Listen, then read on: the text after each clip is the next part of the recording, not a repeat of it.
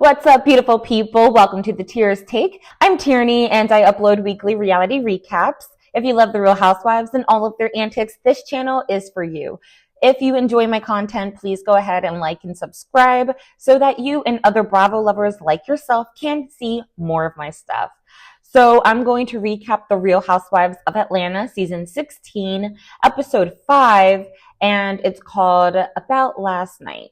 So this episode was not it for me. Obviously, it was the big episode that showed the full story of, or at least more of the story of the Kenya Britt saga. In my opinion, it just wasn't that good, and I don't see how this cast is really going to recover. It seemed like the network and production scrambled once they stopped filming with Kenya. And so I'm still taking it week by week. I might see I might see kind of like what that fallout looks like next week with the group. But I don't know. If I do keep watching, I'm going to have to fast forward Britt's scene. I can't listen to her voice. I don't know how this woman got cleared for television, but no, I can't listen to that the rest of the season. I'm sorry.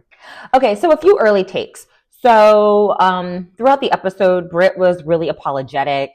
And that's cute. That's great. We should forgive. But I don't know. There's something really dark about her. Like, if you act like that in front of people who you barely know, in front of a rolling camera, how do you act behind closed doors? Because, I'm still keeping it cute if I just met you a couple months ago. I'm still keeping it cute if there's a camera on me. Like, I'm keeping it cute in front of y'all right now. Like, there are so many things I want to say or could say, but I don't, because I know that there is a chance for what I say to go out and be a reflection of me years to come and all of that. So if she felt comfortable doing all that on camera, I think she's still a liability, in my opinion. I am so confused how she did not get demoted or suspended. I hope she's a one and done. I don't want to see more of her, but let me know down below if you feel differently. But I'm good on her. I'm good. You showed us who you are.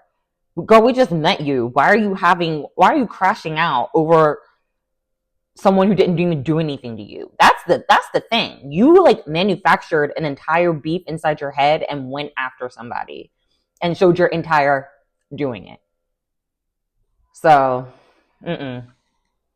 y'all can keep it. The other early take I had is that it's very clear that we all knew that this was Kenya's last episode. Editors threw in a lot of Kenya flashbacks. I guess they tried to package it up nicely as a send-off. It was really clear that it was her last episode, and I don't know the intentions behind all the flashbacks, but I think it was really packaging it up and saying, okay, girl, thank you for your services. I'm interested to see if she's going to come back. Some things came out today with Kenya calling out Andy's radio co-host, and she was basically telling them to shut up because, I think they had opinions on the episode and what she did. And she basically read them down, and she basically said, the network should have protected me better and things like that. And so, I'm interested to see if they're going to pause her for a year or two and bring her back, or if that relationship is severed. I don't know. We shall see. So before we get to the big spa scene, there were a few kind of lackluster scenes, in my opinion. So we have Shamia hosting Angela and Britt. And basically, Britt apologized to them, hey, I acted crazy last night. I'm so sorry. This was her first stop of the apology tour, and basically saying, I'm not like that. I don't want to ever show you that side of me, and blah, blah, blah. And I'm like, all right. Y'all know my stance on it. Kelly and Portia visit Kenya at the spa, and they were just talking about what happened at Angela's party. And Portia acknowledged that Kenya was trying to disengage, trying to walk away. And was basically like, yeah, Britt was escalating for no reason because like Kenya was doing what she could to de-escalate. Kelly was trying to defend Britt, and she was like, I never saw that side of her. Kelly is so loud. She talks really loud. And she's like, I never saw that side of her. Oh my God, I love Kelly's hair though, like big hair, and Kenya's big curls. Obsessed. But anyway, and Kenya was kind of like, slow your roll. You're not going to come up here and defend the op that heavy. So like, calm it down. Calm it down. So, Kelly got the hint and stopped, but she was just trying to say like, oh, I never saw this out of her. Well, you saw it that night. So like, it's a part of her. So then we see, Angela have a sit down with her daughter, Shamari, and they were talking about, Angela's mom and her aunt just kind of like mistreating Shamari, and they're always getting into it. And, Shamari and Angela help them out financially. So I'm like, y'all doing a lot of talking for someone like dependent on someone else. Like that's number one, because I'll pull that gas money real quick. But basically, I don't know. I feel like there's a lot of stuff there with Angela and her family, but like I'm not interested. And I don't know, maybe it's just triggering to me, but I'm like, I should be interested and I'm not. It's kind of like, I don't know if y'all watched I don't know if you watched the new RHOA, but it was kind of like Raquel's storyline with her mom. And I'm like, I am trying really hard to care. And I appreciate this woman like giving us something and opening up her life. I appreciate it. I just don't care. And that's how I kind of feel about Angela. I acknowledge that she's being really open and sharing and showing her life, but I'm like, I don't care. I'm sorry. But basically like, so they were talking about just kind of like the family dynamics and like their parent, her aunt and her sister, Angela's sister and mother are just always just acting crazy pretty much. And then they kind of changed topics and talk about Shamari's secret wedding or secret marriage. So Shamari ran off and got pregnant. Not pregnant. I'm sorry. She ran off. Ciao. So Shamari ran off and got married. She's 24 years old. Girl, bye. Nope. In the words of Wendy Williams, you should be zipping it and zoing it at 24. Don't be married to some man. 24? Yuck. But anyway, unless he's like really rich. But anyway, so, I feel like Angela said that she was like really close to Shamari and they were really tight. But then for some reason, Shamari ran off and like got married and didn't tell her. So, that hurt Angela, obviously. And again, I'm like, I am trying to care. Maybe it's because I don't know Shamari. Like, it's different than when Vicky Gumbelson's daughter ran off and got married. That was interesting, but we had known her for years and we saw her grow up and then we're like, wait, girl, you got married. We wanted to see that. So like, but it didn't feel like that. I'm like, girl, I just met you, so I don't care. I don't know. Again, I appreciate them sharing, but all right. So then Britt and Portia meet, and Portia, in my opinion, did a really good job of defending Kenya without doing too much, because I don't do like, caping for anybody, like, but I still appreciated her kind of like acknowledging like right is right and wrong is wrong, and just being like really firm about it but not doing too much. So I appreciate that.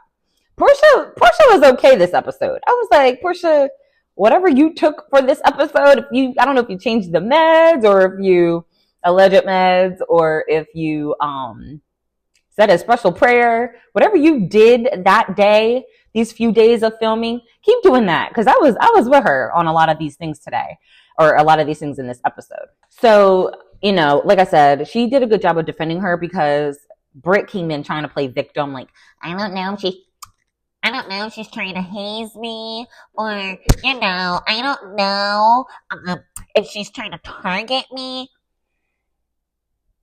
Be so for real right now, Britt. Be so for real.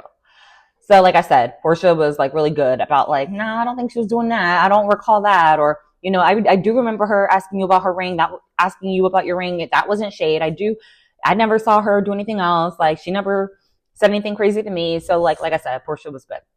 So Porsha said, yeah, you might be able to move on. She might forgive you, but she's going to get her licks in. Like, be prepared for that. Be prepared. So then Porsha dropped some bars.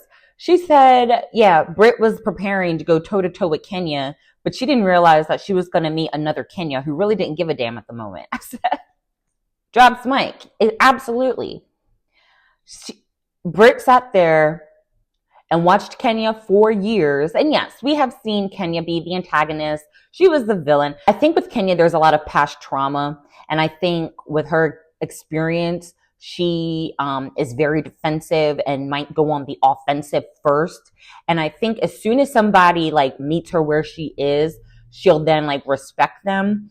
And I think she also is an actress and just kind of leans into like playing the role and playing the villain role, and sometimes just gets carried away, similar to Lisa Rinna. And so I think like there's a lot of things at play, but at the end of the day, I do think deep down, she has a good heart. Not that it's up to Britt to like chip away the layers and try to like see anything and try to see this like amazing person. But it is up to Britt to respond to Kenya based on how she is experiencing Kenya and what Kenya does and says to her. And if Kenya did not do or say anything to you that was out of pocket, you don't then come to her out of pocket, right? Because then it looks crazy. So Britt sat there and watched Kenya all these years try to sun Porsha. She sunned Kim Fields. Get into it with Nene. Get into it with Marlo. She got into it with Eva, but then Eva checked her and then they became friends. She, tried to like push around Cynthia in the beginning. So like, she does have like an antagonistic personality, or at least that's what she presents to us. I'm not saying like Kenya is an angel, but we have also seen a lot of really good sides to her as well. But anyway, so Britt thought she was meeting Kenya, the antagonizer, but Kenya came in chilling, and Britt looked absolutely crazy treating Kenya like the antagonist when that wasn't the case. Idiot.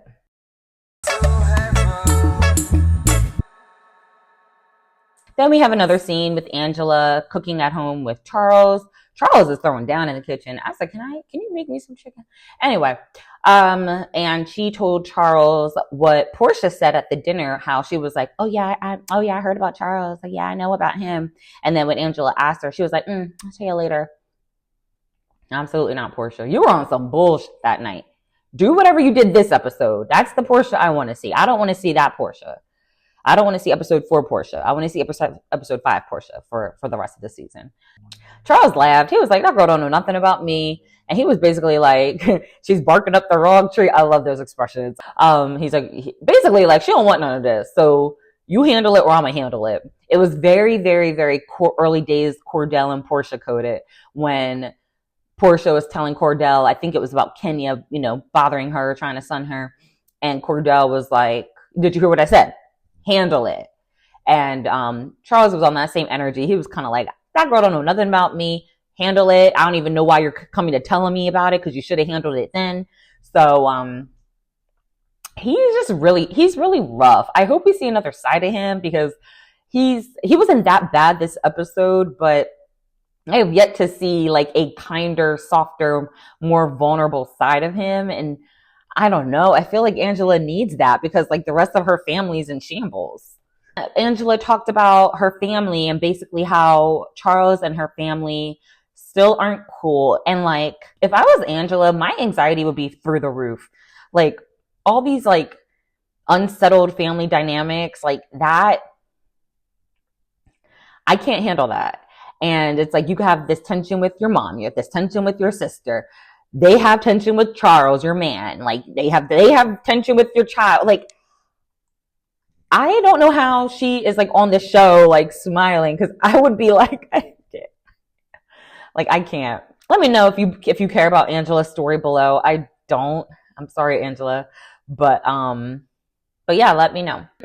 All right, so let's get into it. So we go to Kenya Moore Hair Spa, and Cynthia arrives, Miss Cheekbones herself. So Cynthia, Portia, and Shamia catch up, and they are telling her about what happened at Angela's dinner and just catching Cynthia up.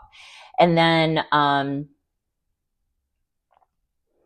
Angela has a chat with Kenya, and Kenya thanks her because after the dinner, Angela was the only person to check in on Kenya.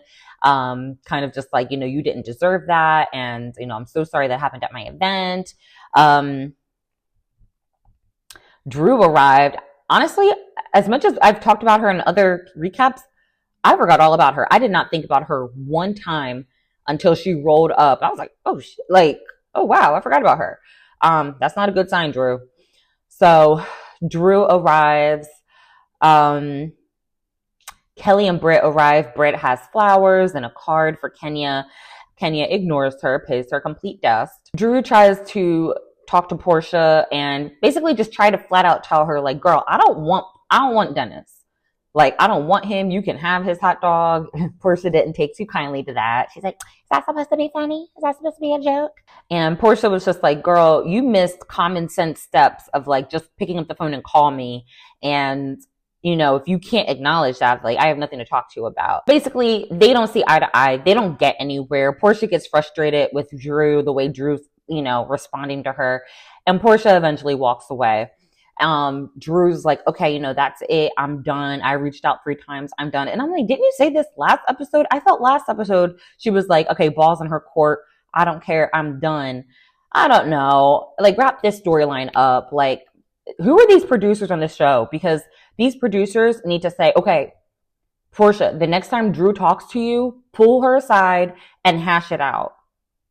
And that's what we want to see. This is 5 episodes of the same, like, argument that's not even an argument. It's like not going anywhere. Showrunner, whoever it is who's in charge of keeping the story moving along, they need to do a better job and get the talent to have these conversations and move the story along.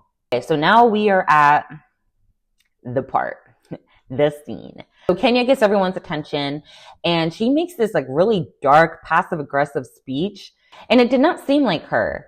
I don't know. She was drinking a little bit, and I don't ever recall seeing her too like out of control when she was drinking. I don't know. Maybe she went past her limit. I don't know. And I'm not excusing her behavior. I'm not saying alcohol was part of the reason why she did what she did. Obviously, it was pre-planned and she, thought through it. I'm not saying that at all. But it just, like, even her speech was not like Kenya. Like, she was just cursing. She usually is very eloquent.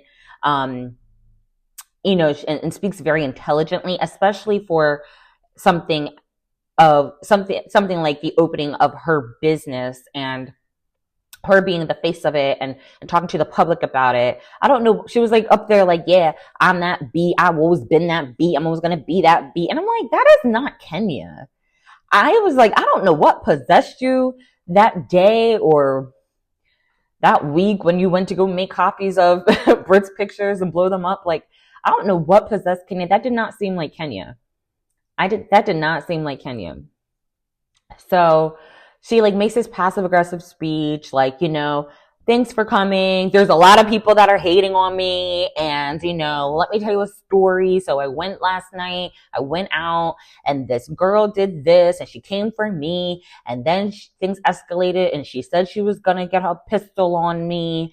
And, she kept saying, you don't know who the F I am. You don't know who the F I am. So I decided to find out who she was. So then she pulls out poster board number 1 and it was like, who is this hoe? And it's pictures of Brit's old face. And it's basically like her before plastic surgery pictures. And she's like, yeah, I had to find out who this was. And like, let's see what else we had. And like poster board number 2 were, I guess, still shots or screenshots from like Brit's video vixen days. And Kenya was calling her a video hoe. And she's like, oh yeah, she used to do this and she used to do that. So then after the video vixen pictures, then she had a 3rd poster board, and that was the one that made Kenya drop the bag. So then she's like, yeah, I had to get a background check and I had to like learn more who this girl was. And this is what I found. It was basically X-rated pictures. They had to blur everything out. X-rated pictures of Brit in compromising positions, doing sexual acts. Kenya maintains that it was not a revenge PORN situation. She is maintaining these were out there on the internet. This was public. This was out for the public already. All I did was put it on a poster board. And so, if someone sent you Kim K's tape with Ray J, if someone sent that to you, can Kim go ahead and sue you? No, it's already out there. So that's what Kenya's saying. But nobody knows that at the time. All they see is just like these X-rated pictures at your event. And so at that point, Portia left. And, just keep in mind, so the first poster board, Kelly left. I was just like, I'm not even going to be a part of this. And then after the third poster board, Portia left. And Portia was like, I am mortified. And I'm like, girl, spare me. You weren't mortified when Phaedra was up here telling you rumors about sex dungeons, and when you were sitting by and letting Phaedra make rumors up about your best friend screwing Candy and Todd. You weren't mortified then. So, it's interesting the range of standards, or as Kenya said in her post as she was cussing out Andy's co-host, the selective outrage. And we're seeing that a lot with Bravo, how they handled this situation, and then the fan base kind of just picking and choosing what they're upset about. You see Cynthia basically check Kenya. She told her, I don't know Britt, but I know you, and you're better than this. Shamia and Angela basically said that they were disgusted. And Cynthia has said in recent interviews that was the last time she talked to Kenya. So heading into my final takes, this has been said all over the internet. I am just so upset that Kenya pulled this stunt. Number one, that she did it at all. Because it's like, it's childish, it's low, and you're the queen, so don't stoop down to a peasant's level. You're the vet. Don't stoop down to a newbie's level and give her that clout. I would have paid her desk the entire season after I got a restraining order. And I'm just so mad that she chose her event to do that at. If you Google her name and if you Google her hair salon, that is always going to be part of the narrative. Hopefully other great things will occur and can bury some of that bad press, but that will forever be in the narrative of Kenya Moore Hair Spa. That's the place where Kenya Moore showed X-rated pictures of her castmate and got fired. That will forever be a stain on that. And then on top of that, you missed out on getting paid the rest of this season after telling us how much money and blood, sweat, and tears you put into your spa. So that Bravo check probably would have been really nice to have right now. So I'm thrown off by Kenya. I still support her, and I'm really mad that she's leaving because it's going to be a big personality to try to fill. And like I said, it's very clear that Bravo and production went and scrambled and tried to bring in Phaedra and do all these other tricks just to make the Kenya void less noticeable. And it's going to seem really performative, and I don't know. We'll see. I will say another thing that I saw was what Brandi Glanville said. Not that Brandy's the most believable person, but she said, it's very possible that it was producer driven. And she said, production knows what you're going to do before you do it. They know what's going to happen before it happens. And, it's something like that. They greenlight it, but then Kenya had to fall on her sword. And so it's like, where's the line? Does production, get reprimanded and have some fault in this? Did they know in the first place? Did they okay it? It's kind of hard to miss those gigantic poster boards. So did they, I don't know. What did they know? What didn't they know? My last take, again, nothing new. A lot of us have been talking about this, online. And it's pretty much like, in the words of Candace Dillard, the line is always moving. Like, what's acceptable here is not acceptable there. You can apparently threaten someone with a pistol, but you can't show pictures that are already out on the internet. They're going to bring Phaedra back this season. So it's like, you can falsely accuse somebody of rape, but you can't show pictures that were already online. And so it's like, what are the policies? What are you allowed to do and what are you not allowed to do? What constitutes a hostile workplace versus like, it's just reality and it's just real life? And I think that conversation is just going to keep happening. So I'm going to leave it right there. Thank you so much for watching. I appreciate your support. If you enjoy my content, please remember to like and subscribe. Tell a friend to tell a friend, and let's build our community. Please let me know your thoughts below. I want to hear from you. Do you agree with the way that Bravo handled Britt, the way they handled Kenya, or would you have liked to see a different outcome? But yeah, other than that, let me just go on and get out of here. And I hope you guys have a wonderful day. I'll talk to you in the next video. Bye.